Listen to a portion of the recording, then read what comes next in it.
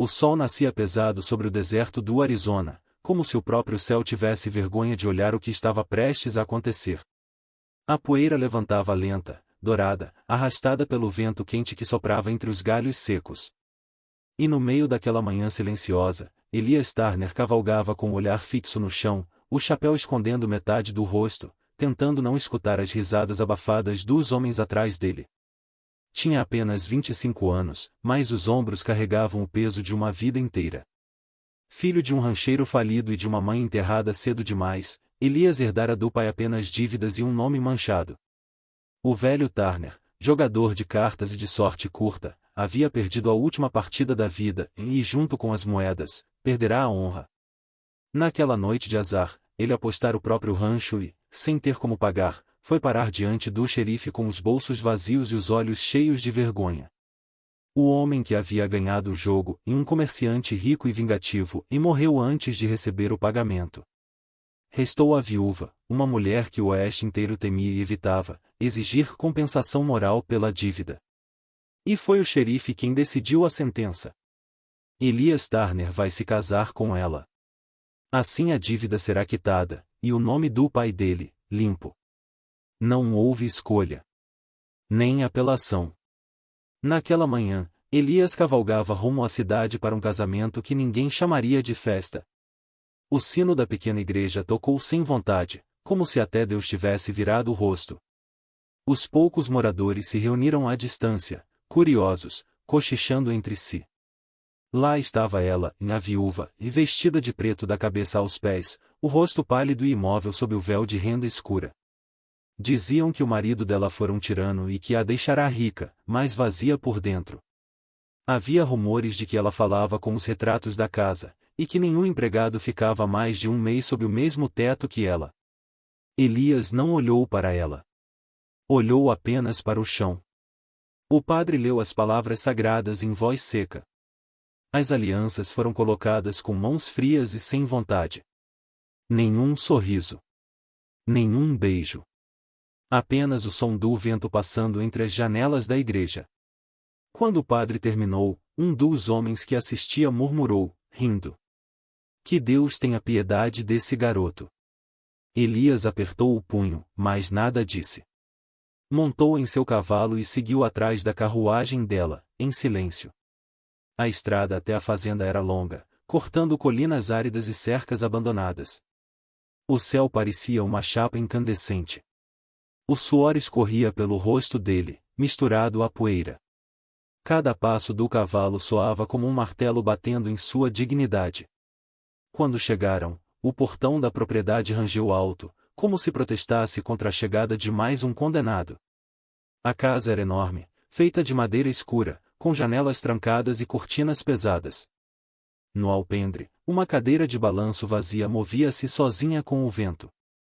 Ela desceu da carruagem e entrou sem olhar para trás. Elias ficou um instante ali, parado, observando o horizonte e o pôr do sol que pintava de vermelho o deserto. Tinha vontade de fugir. De deixar o cavalo correr até onde os homens não têm nome nem passado. Mas o xerife, a dívida, o nome do pai, em tudo prendia ali, como uma corda invisível no pescoço. Entrou na casa. O ar lá dentro era frio e parado. O cheiro de madeira antiga misturava-se a perfume guardado há décadas.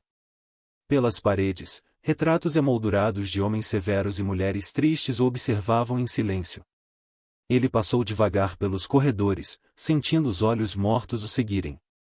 No quarto que lhe foi designado, havia uma cama simples e uma janela que dava para o nada. Sobre a mesa, um copo de leite e um pedaço de pão, deixados ali por alguém antes de ele chegar. Elias não comeu.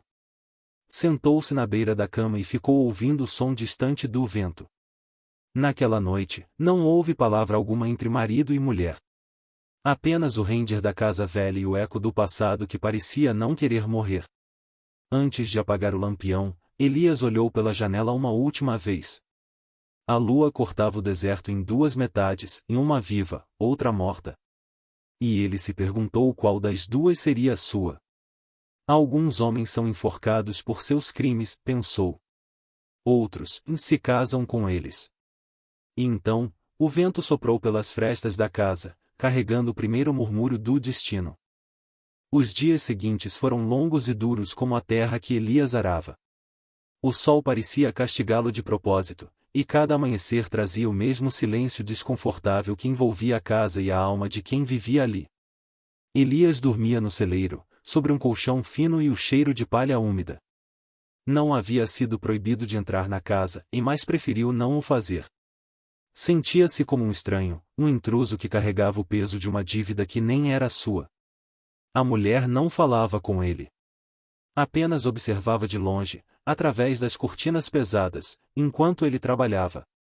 Elias cuidava do gado, consertava as cercas, limpava os estábulos e, ao cair da tarde, voltava ao celeiro, exausto, coberto de poeira e suor. Nos primeiros dias, pensou em fugir. Montar no cavalo e desaparecer no horizonte, deixando para trás o nome, o casamento e a vergonha. Mas toda vez que o pensava, lembrava do olhar do xerife, e frio, ameaçador, e da promessa feita sobre o túmulo do pai: não mancharei mais esse nome. Assim, ficou. Certa noite, depois de um dia de trabalho árduo, Elias voltou ao celeiro e encontrou algo à porta, e uma tigela de ensopado quente e um pedaço de pão envolto em pano limpo. Não havia bilhete, nem palavra. Apenas o gesto. Ele olhou em volta, e a casa estava escura, as janelas fechadas.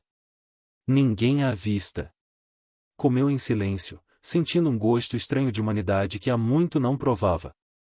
Nos dias seguintes, os pequenos gestos continuaram, em uma toalha dobrada no balde d'água, um cobertor deixado sobre a palha em uma noite fria, um frasco de pomada ao lado do curral, depois de ele se ferir com o arame. Elias não sabia se agradecia ou se irritava. Parte dele queria acreditar que eram sinais de culpa, não de bondade. Outra parte, a mais silenciosa, começou a se perguntar se aquela mulher também não estava, de algum modo, aprisionada. Certa manhã, ele a viu no quintal. Pela primeira vez sem o véu, penteando os cabelos grisalhos sob o sol. O rosto era severo, mas havia algo de frágil nos olhos e um brilho perdido, cansado. Elias ficou parado, observando de longe, até que ela o percebeu. Nenhum dos dois disse nada. Ela apenas se virou e entrou, e o vento levou consigo o instante. O verão chegou impiedoso. O calor rachava o chão, e o gado sofria. Elias trabalhava desde o nascer do sol, movido por uma raiva muda. Às vezes, falava com os bois, porque eram os únicos que não julgavam. Às vezes, falava com o vento, como se esperasse resposta. Numa tarde, enquanto consertava o bebedouro, encontrou uma pequena moldura caída atrás do galpão. Dentro, uma fotografia desbotada, um menino de cerca de 10 anos, montado em um cavalo, sorrindo para alguém fora do quadro. Quando a noite chegou, levou a moldura até a varanda e a deixou sobre a mesa. Horas depois, ouviu o som leve de passos. A porta se abriu. Ela parou diante dele, o olhar fixo na fotografia. Tocou o vidro com os dedos trêmulos. Era meu filho, e disse ela, num sussurro que o vento quase levou embora. Foi a primeira vez que Elias ouviu sua voz. Baixa, rouca, com o peso de quem carregava fantasmas demais. O cavalo o derrubou. Tinha 12 anos. Morreu antes que eu pudesse chegar. Desde então, ela respirou fundo e a casa nunca mais teve som. Elias não respondeu. Apenas assentiu. E naquele silêncio pesado, algo mudou. Não havia mais raiva ali, em apenas uma compreensão triste, compartilhada. Mas o deserto não dá trégua nem aos corações que tentam se entender. 3 dias depois, o céu escureceu de repente. O vento começou a soprar do norte, trazendo consigo um som oco, grave, e o prenúncio de uma tempestade de areia. O horizonte desapareceu sob um manto dourado. Elias correu até o curral, tentando salvar o gado. O ar já estava denso, o vento cortava como faca. Quando percebeu que seria impossível resistir lá fora, largou tudo e correu para casa. Empurrou a porta e caiu no chão da sala, tossindo, coberto de areia. Ela estava lá, segurando as janelas com as próprias mãos. Sem pensar, ele correu e a ajudou. Juntos, fecharam as frestas, lutando contra a força do vento. Quando o barulho diminuiu, ficaram frente a frente, ofegantes. O deserto sempre cobra o que é dele, disse ela, limpando o rosto. E o que ele quer de nós? Perguntou Elias. Talvez, apenas que sobrevivamos. Ficaram em silêncio. O som da tempestade batendo lá fora era como de 1000 vozes perdidas. Sentaram-se perto da lareira, iluminados pela chama vacilante. Ela trouxe uma caneca de leite morno e colocou nas mãos dele. Elias a segurou sem dizer nada, olhando o vapor subir. Não gosto de leite, e murmurou, depois de um tempo. Aprenda, e respondeu ela, com um leve sorriso. É tudo o que resta quando o mundo seca. O silêncio que veio depois não era mais o mesmo. Era um silêncio partilhado, quase terno. Lá fora, o vento rugia. Lá dentro, 2 corações, que antes batiam como inimigos, agora aprendiam o som da solidão dividida. Elias percebeu, pela primeira vez, que talvez o deserto não fosse o único lugar árido ali dentro. E que, às vezes, até o vento carrega consolo, quando se ouve com o coração certo. O frio chegou de repente, como tudo que vem do deserto, e sem aviso, sem piedade. O vento cortava as colinas, trazendo consigo o cheiro de chuva distante e a lembrança de tempos mortos. Elias acendeu uma fogueira perto do curral, tentando espantar o gelo que lhe subia pelas mãos. As labaredas tremiam, lançando sombras vivas pelas tábuas da cerca. Lá dentro da casa, ela permanecia acordada. Elias via o vulto dela passar de um cômodo a outro, sempre solitário, sempre em silêncio. Desde a tempestade de areia, algo havia mudado entre os dois. Não falavam muito, mas o ar entre eles já não era feito só de distância. Era um ar pesado de coisas não ditas, mas compreendidas. Naquela noite, o vento parecia trazer vozes antigas. Elias ficou sentado diante do fogo, o olhar perdido. Foi quando ouviu passos atrás de si. Ela se aproximava, enrolada num xale escuro, o rosto iluminado pelo fogo. Faz frio lá dentro, e disse, quase como um pedido de desculpa. Elias apenas assentiu e empurrou um tronco para o lado. Ela se sentou perto dele. Por alguns minutos, só se ouvia o estalar das brasas. Você trabalha demais, e murmurou ela. Não há necessidade de tanto. Trabalho me mantém longe dos pensamentos, e respondeu ele. E do passado? Ela soltou um leve riso sem alegria. O passado nunca fica longe. Ele só muda de rosto. O silêncio voltou, mais denso. Elias olhou para ela, e pela primeira vez notou as marcas quase invisíveis que a luz da fogueira revelava, e uma cicatriz fina que descia da têmpora até o pescoço, e outra, mais antiga, perto do pulso. Ela percebeu o olhar. Não foram acidentes de fazenda, se é isso que pensa. E então, com voz firme, começou a falar. Contou que o marido, o homem que todos respeitavam como símbolo de poder e ordem, era um tirano. Que batia nela quando a bebida lhe queimava o sangue. Que a trancava por dias, e dizia que mulher boa era a que obedecia. Contou que o filho morrera tentando protegê-la, e que o cavalo não o derrubara à toa. O menino fugia do pai, e caiu na pressa. As palavras saíam devagar, como se cada uma pesasse uma vida inteira. Elias não se mexeu. Apenas escutava. Depois que ele morreu, ninguém quis saber da verdade, e continuou ela, olhando o fogo. Diziam que eu era fria, que merecia solidão.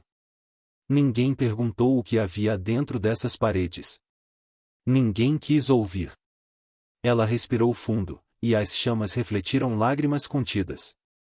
Quando o xerife me disse que o filho de Turner seria meu marido, achei que seria castigo divino, mas talvez fosse só mais uma tentativa do destino de me fazer pagar por algo que nunca cometi.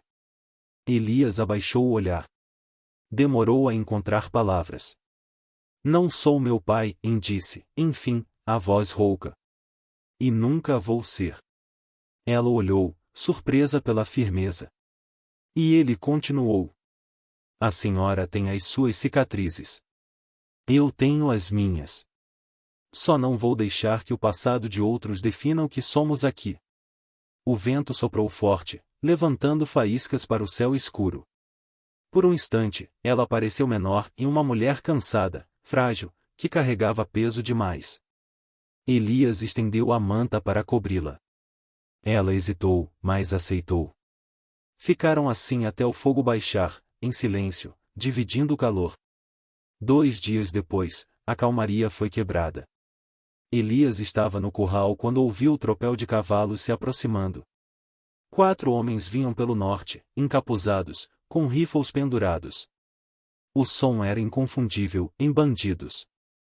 Ele correu para o portão, gritando: voltem para o deserto.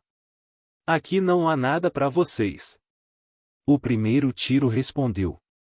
A bala passou raspando o ombro dele e atingiu o poste da cerca. Elias se jogou atrás de um barril, puxando a espingarda. A poeira se ergueu, o gado começou a correr, e o som dos disparos cortava o ar como trovão. Elias atirou 2 vezes. Um dos bandidos caiu do cavalo. Os outros recuaram por um instante, depois voltaram com mais raiva. Do alto da varanda, ela surgiu, em arma nas mãos, sem medo, o cabelo solto batendo ao vento. Elias! Gritou. Cuidado à direita! Ele girou, disparou, e acertou o segundo.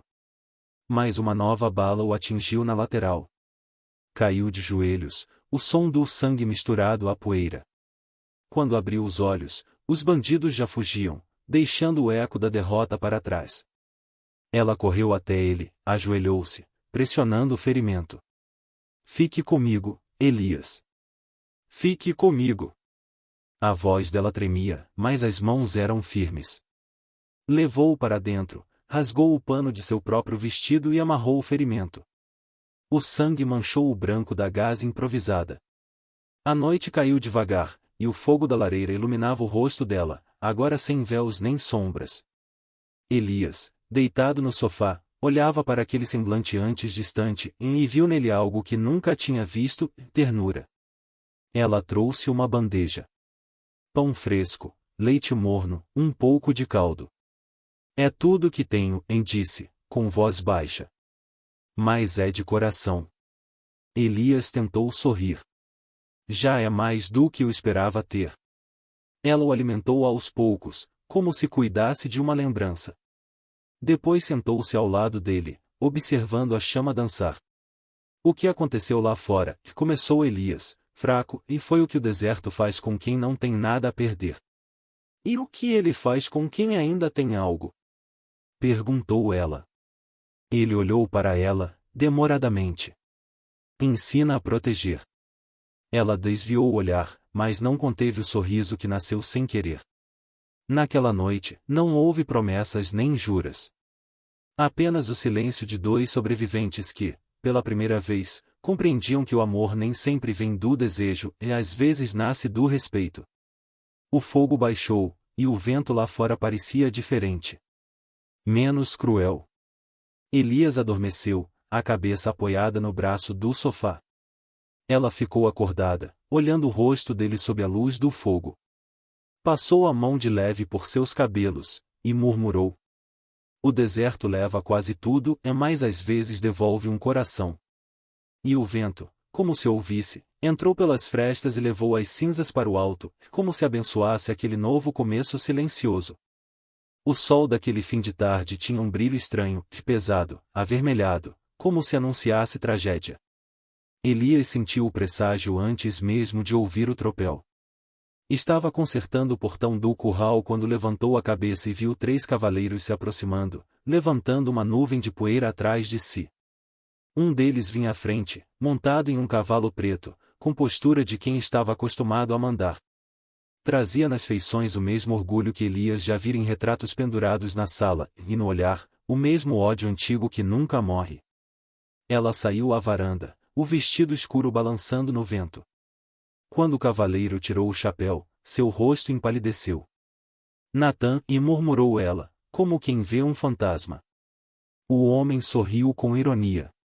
Faz tempo que ninguém me chama assim, senhora. Elias se aproximou devagar, segurando o martelo na cintura. Quem é ele? Perguntou, sem tirar os olhos do estranho. Natã respondeu por ela. Sou o filho do homem que construiu essa casa. O herdeiro legítimo de tudo que há aqui. O vento soprou entre eles, levantando poeira. Elias percebeu, no olhar do forasteiro, o mesmo veneno que vira tantas vezes em outros homens, o tipo de raiva que nasce da inveja e da cobiça. Ela tentou manter a voz firme. Você nunca foi reconhecido como filho dele. Não tem direito algum a esta terra. Natã riu, cuspindo no chão. Talvez o xerife tenha esquecido disso quando lhe deu um novo marido de presente. Olhou para Elias, avaliando de cima a baixo. É esse o garoto que dorme em sua cama agora? Turner. Um menino comprado para limpar o nome da família? O sangue subiu ao rosto de Elias. Cuidado com o que diz. Ou o quê? Provocou Natã. Vai me ensinar o que é ser homem? Ela se colocou entre os dois. Chega. Não vim para reabrir feridas. Vá embora, Natã. Leve o que quiser, menos o ódio do seu pai. Mas o homem apenas sorriu, frio. O ódio é tudo o que ele me deixou. E hoje, eu o herdo de vez. O confronto não tardou. Natã e seus dois capangas arrombaram o portão e invadiram a fazenda ao pôr do sol. Elias correu para o celeiro e pegou a espingarda. O céu ardia em vermelho. O vento levantava areia como cortina diante do inferno. Os tiros começaram antes mesmo que ele alcançasse o alpendre. As balas acertaram o bebedouro, racharam as janelas. O gado mugia, desesperado. Elias respondeu com um disparo seco. Um dos capangas caiu, outro se escondeu atrás do curral. Natã, do cavalo, gritava. Isso é entre mim e ela. Sai do caminho, Turner. Mas Elias não saiu. Ele atirou outra vez, o som ecoando no vale. A luta era desigual, em 3 contra 1, mas Elias não recuou. De repente, o silêncio. Apenas o vento e o bater distante de um portão solto.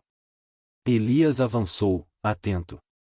Natã surgiu do nada, empurrando a porta da casa. Lá dentro, ela o esperava. De pé, imóvel, como uma estátua viva. Você não é seu pai, Natã, disse ela, a voz firme, quase doce. E eu não sou mais a mulher que ele deixou. Natã ergueu a arma. Não preciso ser ele para tomar o que me pertence. O disparo soou seco. Elias entrou correndo, atirando instintivamente. Natã cambaleou, atingido no ombro, mas o tiro dele já havia sido disparado. Ela caiu. Devagar, como se o tempo tivesse sido arrancado do ar. Elias deixou a espingarda cair e correu até ela. O sangue se espalhava rápido pelo vestido escuro. Ele a segurou nos braços, o rosto desesperado, chamando seu nome, mas ela já mal conseguia ouvir.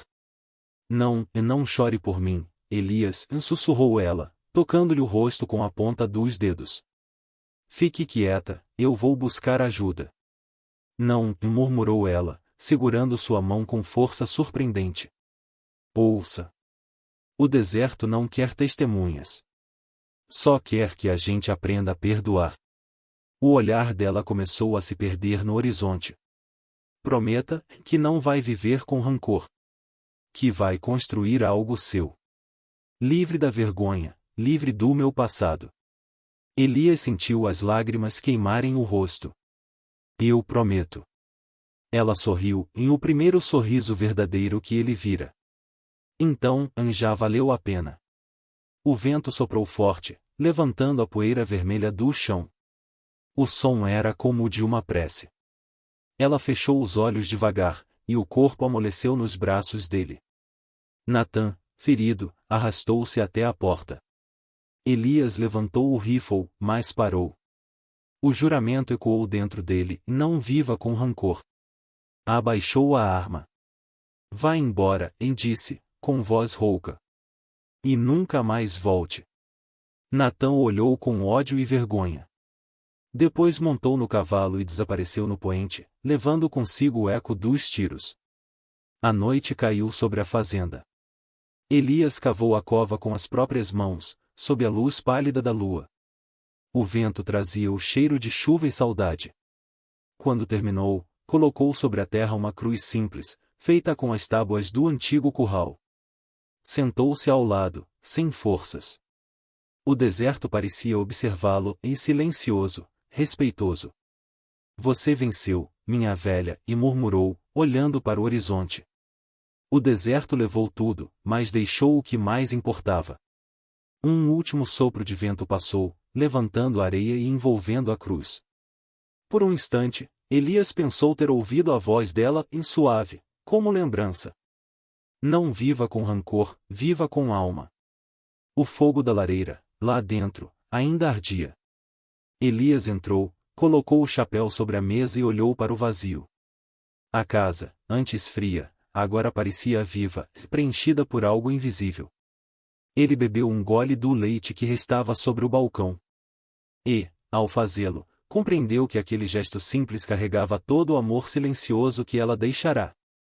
O vento soprou outra vez, e o deserto respondeu com seu murmúrio eterno, e levando a poeira, o sangue e as lágrimas. Mas não levou a lembrança. Meses se passaram desde o tiroteio.